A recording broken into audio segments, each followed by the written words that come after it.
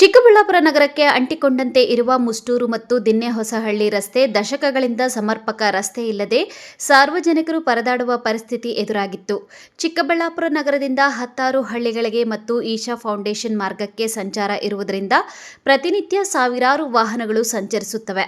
ಅದರಲ್ಲಿ ನಗರ ಹತ್ತಿರ ಇರುವ ಕಾರಣ ಜನ ದಿನನಿತ್ಯದ ಸಾಮಗ್ರಿಗಳಿಗೆ ಓಡಾಟ ನಡೆಸುತ್ತಾರೆ. ರಸ್ತೆ ವಿಚಾರವಾಗಿ ಮುಷ್ಟೂರು ದಿನ್ನೆಹೊಸಹಳ್ಳಿ ಗ್ರಾಮಸ್ಥರು ಜನಪ್ರತಿನಿಧಿಗಳಿಗೆ, ಅಧಿಕಾರಿಗಳಿಗೆ ದೂರು ನೀಡಿದ್ರೂ ಯಾವುದೇ ಪ್ರಯೋಜನವಾಗಿರಲಿಲ್ಲ. ಆದರೆ ಸರ್ಕಾರ ಬದಲಾದಂತೆ ಶಾಸಕ ಪ್ರದೀಪ್ ಈಶ್ವರ್ ಮುಷ್ಟೂರು ರಸ್ತೆಯಿಂದ ಆಂಜನೇಯ ಸ್ವಾಮಿ ದೇವಾಲಯದವರೆಗೆ 3 ಕೋಟಿ ವೆಚ್ಚದಲ್ಲಿ ಸಿಸಿ ರಸ್ತೆ ಹಾಗೂ ಪ್ರಶಾಂತನಗರದ ದಿನ್ನೆಹೊಸಹಳ್ಳಿ ರಸ್ತೆಯಿಂದ ಈಶಾ ಫೌಂಡೇಶನ್ ಸಂಪರ್ಕಿಸುವ ರಸ್ತೆಯವರೆಗೂ 3 ಕೋಟಿ 40 ಲಕ್ಷ ರು ವೆಚ್ಚದಲ್ಲಿ ಸಿಸಿ ರಸ್ತೆಗೆ ಶಾಸಕ ಪ್ರದೀಪ್ ಈಶ್ವರ್ ಗುದ್ದಲಿ ಪೂಜೆ ಮಾಡಿದ್ದಾರೆ. ಕಳೆದ 15 ವರ್ಷದಿಂದ ಮುಷ್ಟೂರು ರಸ್ತೆ ದಿನ್ನೆಹೊಸಹಳ್ಳಿ ರಸ್ತೆ ಹಾಳಾಗಿತ್ತು.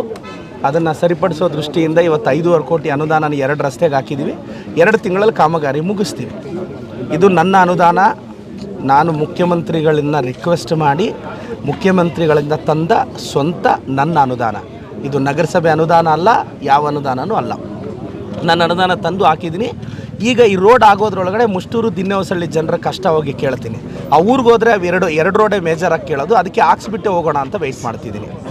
ಸರ್, ಈಗ ಬಜೆಟ್ ನಂತರ ಏನೇನು ಜಿಲ್ಲೆಗೆ ತಂದಿದೆ, ನಮ್ಮ ಕ್ಷೇತ್ರಕ್ಕೆ ಏನೇನು ತಂದಿದೆ? 140 ಕೋಟಿ ಫ್ಲವರ್ ಮಾರ್ಕೆಟ್ಗೆ, 150 ಕೋಟಿ VTU ಸಬ್ ಸೆಂಟರ್ಗೆ, 200 ಕೋಟಿ ರೇಷ್ಮೆ ಮಾರುಕಟ್ಟೆಗೆ, ಮಂಚನಹಳ್ಳಿ ಪ್ರಜಾಸೌಧಕ್ಕೆ 10ರಿಂದ 12 ಕೋಟಿ, ಒಟ್ಟು 500 ಕೋಟಿ ಅನುದಾನ ಈ ವರ್ಷದ ಬಡ್ಜೆಟಲ್ಲಿ ಬಂದಿದೆ. ಇದು ನಿಮಗೆ ಕಾಣಿಸುತ್ತೆ. ನಾವೀಗ ಅದು 140 ಕೋಟಿನೂ ಮೀರಿ ಹೋಗ್ಬೋದು.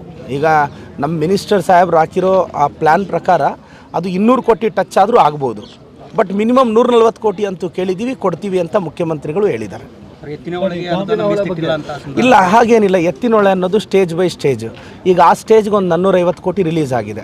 ನೆಕ್ಸ್ಟ್ ನಮಗೆ ದೊಡ್ಡಬಳ್ಳಾಪುರದಿಂದ ಈ ಕಡೆ ಬರುವಾಗ ನಮಗೂ ಬಿಡುಗಡೆ ಆಗುತ್ತೆ. ಮೋಸ್ಟ್ಲಿ ನೆಕ್ಸ್ಟ್ ಬಜೆಟಲ್ಲಿ ಅನೌನ್ಸ್ ಮಾಡ್ತಾರೆ. ಸರ್, ಕಾಮಗಾರಿಗಳು ಉದ್ಘಾಟನೆ ಮಾಡ್ತಿದ್ದೀರಲ್ಲ, ಇದಕ್ಕೆಲ್ಲ ಕಾಲಮಿತಿ ನಿಗದಿ ಮಾಡಿ ಇಷ್ಟು ಟೈಮ್ ಒಳಗಡೆ ಫಿನಿಶ್ ಜಡಲ್ತಿಮ್ನಳ್ಳಿ 1 ತಿಂಗಳಲ್ಲಿ ಮುಗಿಸಿ ಅಂದಿದ್ದೀನಿ. ಇದನ್ನು 2 ತಿಂಗಳಲ್ಲಿ ಮುಗಿಸ್ತಾರೆ. ಮಳೆಗಾಲದೊಳಗೆ ಮುಗಿಸ್ಬೇಕು ಸರ್. ಇನ್ನು ಕೇಂದ್ರ ಸರ್ಕಾರದಿಂದ ಚಿಕ್ಕಬಳ್ಳಾಪುರ ನಗರದಲ್ಲಿ ಹಾದು ಹೋಗುತ್ತಿರುವ ರಾಷ್ಟ್ರೀಯ ಹೆದ್ದಾರಿ 69 ಶಿಡ್ಲಘಟ್ಟ ವೃತ್ತದಿಂದ ಅಣಕನೂರು ಗೇಟ್ ಬಳಿಯವರೆಗೂ ರೈಲ್ವೆ ಇಲಾಖೆ ಮತ್ತು ರಾಷ್ಟ್ರೀಯ ಹೆದ್ದಾರಿ ಪ್ರಾಧಿಕಾರ ಅಧಿಕಾರಿಗಳ ನಡುವೆ ಮುಸುಕಿನ ಗುದ್ದಾಟ ನಡೆಯುತ್ತಿದೆ. ಅದರಲ್ಲಿ ರೈಲ್ವೆ ಹಳಿಗಳ ಪಕ್ಕದ ಅಂಬೇಡ್ಕರ್ ನಗರದ ನಿವಾಸಿಗಳಿಗೆ ರೈಲ್ವೆ ಇಲಾಖೆಯ ಅಧಿಕಾರಿಗಳು ತೆರವು ಮಾಡುವಂತೆ ನೋಟಿಸ್ ನೀಡಿದ್ದಾರೆ.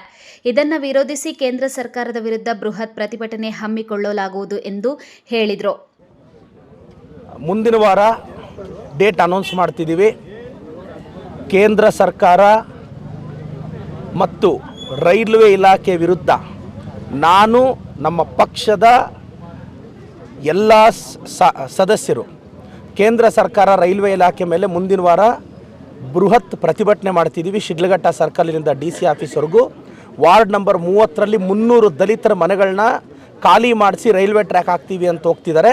ನಾವು ಯಾವುದೇ ಕಾರಣಕ್ಕೆ ದಲಿತರ ಮನೆಗಳನ್ನ ಖಾಲಿ ಮಾಡೋಕ್ಕೆ ಬಿಡಲ್ಲ. ದಲಿತರ ಪರವಾಗಿ ನಾವಿದ್ದೀವಿ. ಕೇಂದ್ರ ಸರ್ಕಾರ ಮತ್ತು ರೈಲ್ವೆ ಇಲಾಖೆ ವಿರುದ್ಧ ದಲಿತರ ಮನೆಗಳನ್ನ ಮುಟ್ಟಿದ್ರೆ ನಾವು ಸುಮ್ಮನೆ ಇರಲ್ಲ.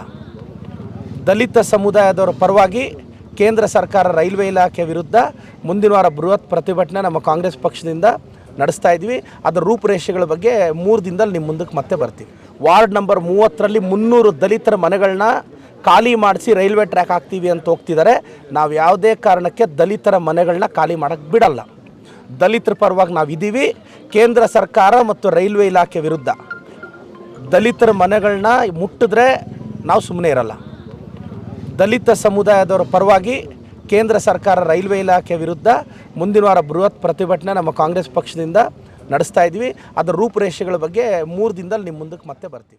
ಈ ವೇಳೆ ಶಾಸಕ ಪ್ರದೀಪ್ ಈಶ್ವರ್ ಕಾರ್ಯಕ್ಕೆ ಸ್ಥಳೀಯರು ಮೆಚ್ಚಿ ಪಟಾಕಿ ಸಿಡಿಸಿ ಸಿಹಿ ಹಂಚಿ ಸಂಭ್ರಮಿಸಿದ್ದಾರೆ. ಕ್ಯಾಮರಾಮ್ಯಾನ್ ಪ್ರವೀಣ್ ಜೊತೆ ಕಳವಾರ ಅರುಣ್, MMTV ನ್ಯೂಸ್, ಚಿಕ್ಕಬಳ್ಳಾಪುರ.